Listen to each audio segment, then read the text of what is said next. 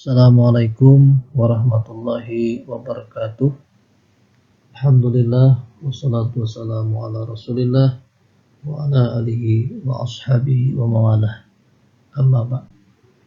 Siswa sekalian yang berbahagia, alhamdulillah, puji syukur kita panjatkan kehadirat Allah yang mana dalam kesempatan yang pertama ini kita bisa bertemu, walaupun pertemuan kita hanya melalui media ini. Mudah-mudahan tidak mengurangi nikmatnya kita di dalam menuntut ilmu. Kenapa? Karena menuntut ilmu itu bagi kita seorang muslim hukumnya adalah wajib. Sebagaimana dikatakan dalam hadis Nabi kita Muhammad SAW, talabul ilmi faridatun ala kulli muslimin wal muslimatin. Menuntut ilmu itu, kata Nabi kita, hukumnya wajib bagi seorang muslim laki-laki dan muslim perempuan. Siswa sekalian yang berbahagia, karena kita ini adalah merupakan pertemuan pertama yang tentunya di antara kita belum saling kenal mengenal, maka alangkah baiknya Bapak akan memperkenalkan diri Bapak dulu. Nah, nama Bapak adalah Haji Muhammad Isra Isagi, tempat tanggal lahir Kuala Kapuas, tanggal 2 Agustus tahun 1970. Dan status Bapak sudah berkeluarga, istri 1 dan mempunyai anak 2. Alamat rumah di Palangkaraya, Jalan Pingwin 1, nomor 321, Komplek Perumahan Bumi Pelangka 2. Siswa sekalian yang berbahagia, di dalam MTs Al-Amin atau Bapak mengajar di MTs Al-Amin ini, Bapak memegang mata pelajaran fikih. Nah, bagi yang dari MI mata pelajaran fikih tidak masalah, sudah paham, sudah tahu yang mana di dalam pelajaran fikih itu membahas tentang bersuci atau tentang taharah, kemudian tentang ibadah, tentang muamalah, dan juga tentang masalah halal dan haram. Nah, bagi yang dari SD, yang lulusan SD masuk di sini, mata pelajaran fikih itu biasanya masuk di dalam mata pelajaran pendidikan agama Islam. Baik, tidak perlu berpanjang kata, mari kita mulai saja pelajaran kita dengan memulainya dengan membuka, dengan membaca basmalah. Bismillahirrahmanirrahim. Pelajaran yang pertama atau pertemuan yang pertama ini kita akan berbicara tentang taharah. Apa itu taharah? Taharah itu kalau menurut artinya, yang pertama taharah itu berasal dari bahasa Arab yang berarti bersih atau suci. Nah, sedangkan menurut istilah, taharah itu adalah suatu kegiatan bersuci dari hadas dan najis sehingga diperbolehkan untuk beribadah kepada Allah Subhanahu wa taala. Nah, jadi taharah itu adalah bersuci dari hadas dan najis sehingga seseorang diperbolehkan untuk beribadah kepada Allah Subhanahu wa taala. Kenapa? Karena kalau tidak suci, maka ibadahnya tidak diterima oleh Allah Subhanahu wa ta'ala. Nah, taharah itu hukumnya wajib bagi kita semua karena menyangkut tentang ibadah kita.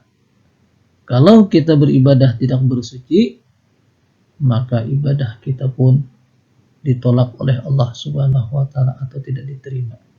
Dan Allah sangat menyukai, sangat mencintai kepada orang-orang yang suci dan orang-orang yang bertaubat kepadanya.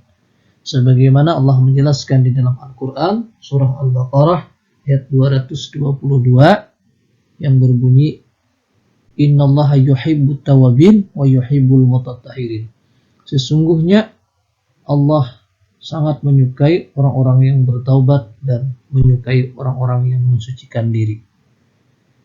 Siswa sekalian yang berbahagia, nah itulah pengertian daripada taharah. Kemudian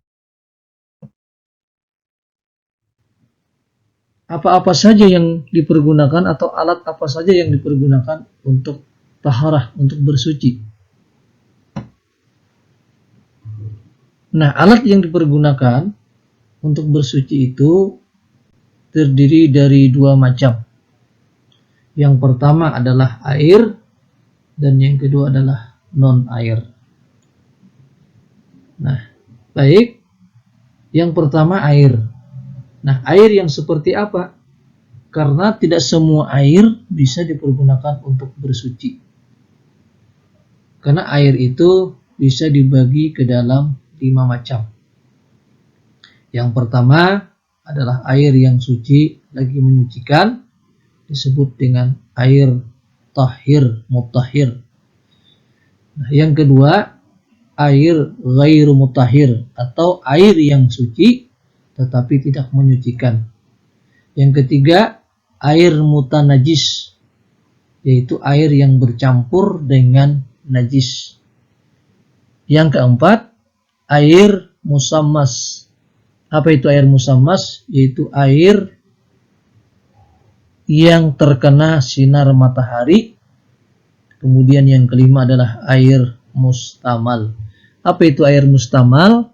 Air yang sudah terpakai atau air yang sudah dipakai untuk bersuci, maka air tersebut tidak bisa dipergunakan untuk bersuci seperti wudu, mandi, dan menghilangkan najis. Nah, baik ya. Air yang bisa dipergunakan untuk bersuci itu adalah air yang suci lagi menyucikan. Ini contohnya ada 7 macam air. Yang pertama, air laut. Nah, air laut walaupun rasanya asin, tetapi adalah air yang termasuk dalam suci, menyucikan atau air tahir mutahhir. Nah, yang kedua, air sumur. Nah, air sumur juga termasuk di dalam air yang bisa menyucikan.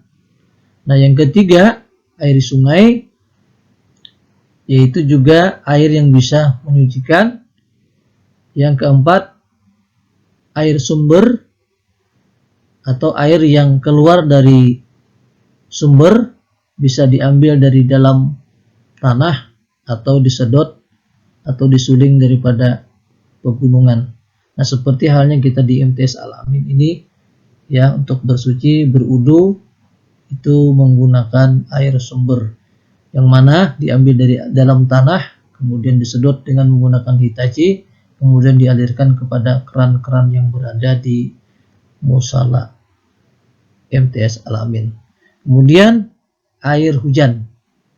Air hujan juga termasuk air yang suci lagi menyucikan selama air hujan ini tidak bercampur dengan kotoran seperti najis, seperti tai burung, tai cecak, dan tai-tai yang berada di atap rumah yang turun mengikuti air hujan. Kemudian air embun juga termasuk air yang bisa menyucikan ya, dan yang terakhir, yang ketujuh adalah air salju.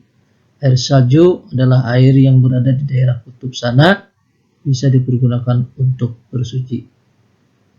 Kemudian yang kedua adalah alat bersuci berupa non-air. Nah, yang berupa non-air ini itu jumlahnya ada 5 macam. Pertama batu, kedua debu, ketiga daun, keempat tisu, dan yang kelima adalah kulit kayu. Baik, kita bahas satu persatu. Yang pertama adalah batu. Batu kalian tentunya sudah tahu ya seperti apa batu, namun tidak semua batu bisa dipergunakan untuk bersuci. Nah, tentunya adalah batu yang tidak membahayakan daripada kulit atau tubuh manusia. Kemudian yang kedua, debu. Nah, debu ini bisa dibuat ya dengan menggunakan tanah kering, kemudian dihaluskan, kemudian dibersihkan, kemudian ditaburkan, dan bisa dipakai debunya. Tetapi bisa juga debu ini kita ambil atau yang berada di kaca-kaca, di dinding-dinding yang di sana tidak ada najis. Jangan mengambil debu yang ada di lantai ataupun di atas meja yang tentunya di sana khawatir bisa tercampur dengan najis. Kemudian yang ketiga, daun. Nah, daun ini juga tidak semua daun bisa dipergunakan untuk bersuci. Tentunya ya daun-daun yang tidak membahayakan dan juga daun-daun yang tidak bisa dikonsumsi.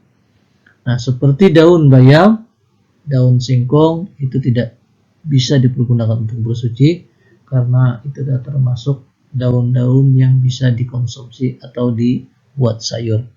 Nah, yang bisa dipergunakan untuk bersuci, daun itu adalah seperti daun ketapang, daun pohon jati, ya daun nangka misalnya, atau daun rambutan, dan daun-daun yang istilahnya tidak mengandung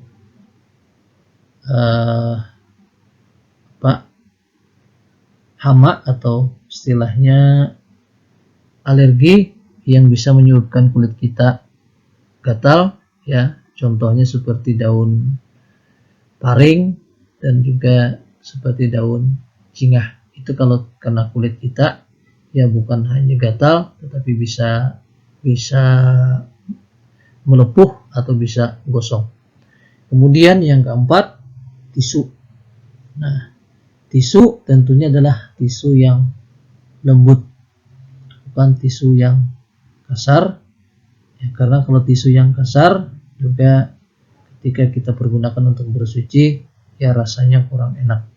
Nah, biasanya tisu ini ya itu terdapat di pesawat-pesawat atau di mobil-mobil seperti bis-bis yang perjalanan jauh yang di dalamnya itu ya tidak ada air, maka biasanya kalau untuk bersuci buang air, baik buang air kecil maupun buang air besar itu menggunakan tisu. Nah, berapa lembar tisu yang dipergunakan tergantung ya bersih cepat atau bersihnya berapa kali, maka tisunya pun kita juga berkali-kali menggunakannya.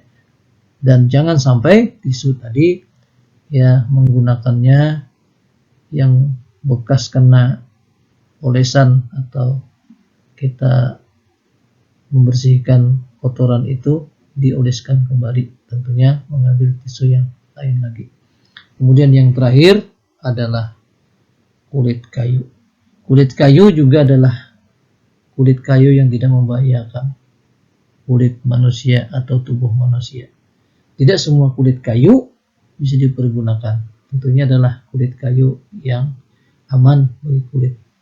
Nah, mudah-mudahan ya alat-alat daripada alat bersuci ini ya kita bisa pergunakan kalau dalam keadaan ya tertentu. Tetapi dari ya alat-alat bersuci ini yang paling utama, yang paling baik dipergunakan untuk bersuci itu adalah air yang suci bagi menyucikan. Kalau yang non air ini itu kalau dalam keadaan terpaksa. Contohnya tidak ada air atau berhalangan menggunakan air. Baik, ya. Itu saja kira-kira pertemuan yang pertama ini yang dapat Bapak sampaikan. Mudah-mudahan ya kalian semuanya bisa memahami, bisa mempelajari dan bisa mengamalkan di dalam kehidupan sehari-hari. Baik, Bapak akhiri, ya Bapak tutup dengan ucapan billahi taufiq wal hidayah. Assalamualaikum warahmatullahi wabarakatuh.